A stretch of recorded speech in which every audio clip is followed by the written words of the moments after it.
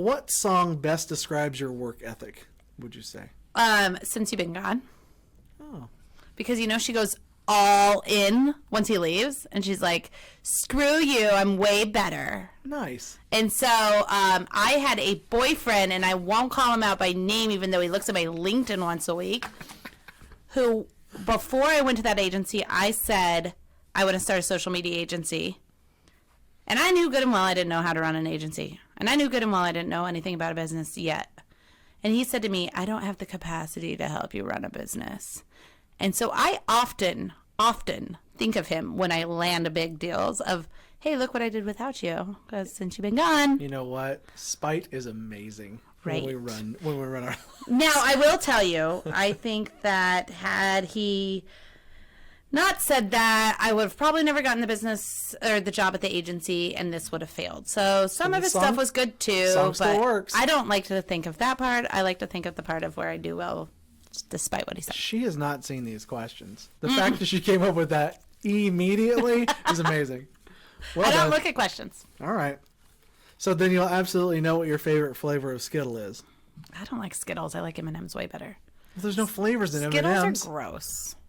Do you sort them by color? I kind of like Skittles in a vodka 7. Have you ever tried that? I mean, maybe. Maybe I have. But M&M's don't have flavors. They're all the yeah, but all they're the just same. better in general. I mean, I don't disagree. Do you know how many? So our Halloween bags is always just Skittles because I've taught this to my children.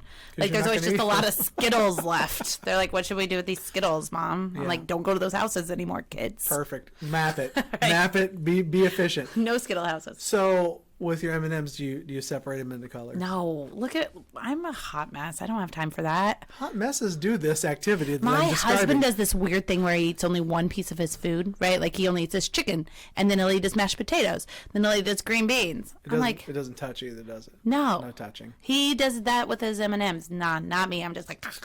So in the Army, when I was in basic training, you had 7 minutes to eat. From the time you got to the door to when you were leaving. So that's not a lot of time, especially when the line's not moving that fast. So everything was a sandwich. Like the meat, the mashed potatoes, the green beans, other piece of bread. Whoop. Yeah, So that's how I eat anyways. Yeah, I don't think he would have cared for that. He wouldn't have cut it in the Army. He's good at making the bed every day, though. All right. So I say we don't talk about sad things, but let's a little bit.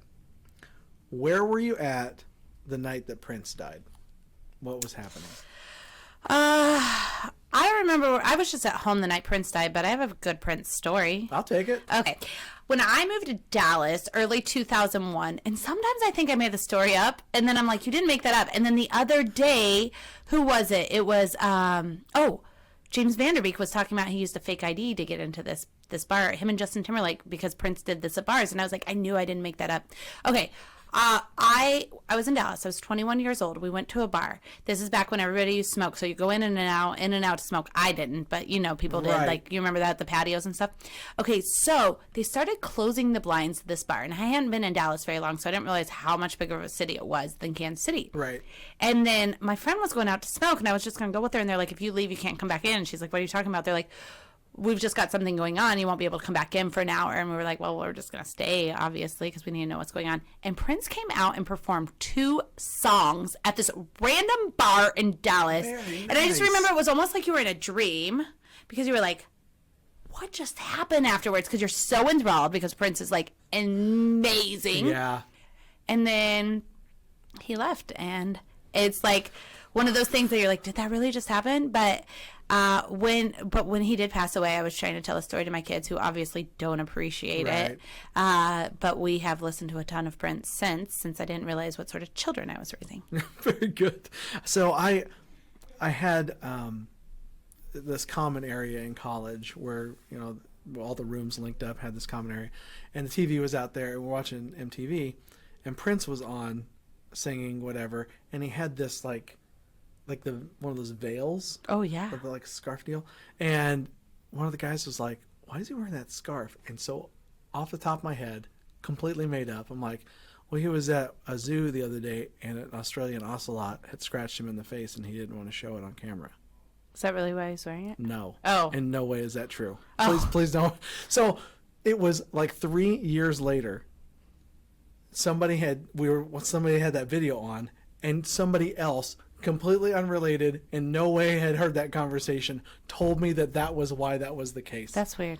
That's awesome. Yeah. That's social media. Right. That's how it works. Right. It doesn't matter if it's true.